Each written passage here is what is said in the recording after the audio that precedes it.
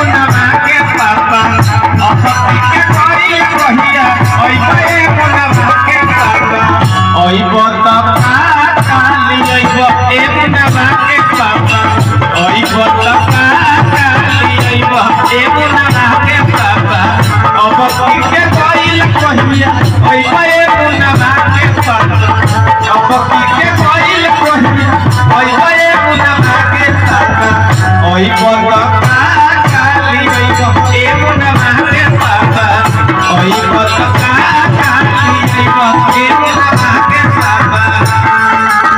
हरे नाम वाली खहलियो बोले जवा से कर जवा मेरे जा हरे नाम वाली खहलियो बोले जवा से कर जवा मेरे जा अमर के ले ले चल ससुरिया बन कोई के को करे जवा मेरे जा अमर के ले ले चल ससुरिया बन कोई के को करे जवा मेरे जा छोड़ के दे जाइबे ससुरिया गोली मारे ले हजे जवा मेरे जा छोड़ के दे जाइबे ससुरिया गोली मारे ले हजे जवा मेरे जा हमारो के ले ले ससुरिया बोल कोई के कोतर जवा मेरे जा हमारो के ले ले ससुरिया बोल कोई के कोतर जवा मेरे जा बाबूजी शादी न कइला पर पार्टी कइला बाबूजी शादी न कइला पर पार्टी कइला हमके बूढ़ावा भाता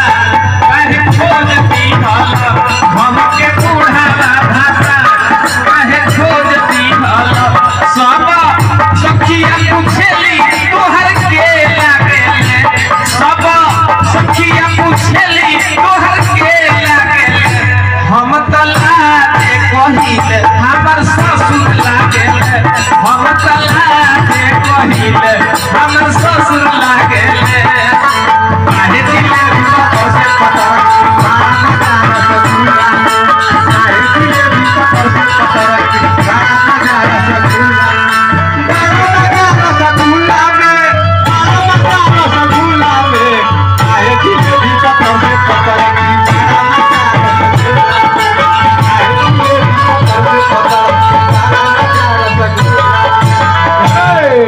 पैसा ले लो आशा गुड़िया आमिनी मासी मान्य श्री पंकज बाबू के लड़का श्री राकेश बाबू के तरफ से 50 रुपए का पुरस्कार बा। हम चरण के गोड़ लगते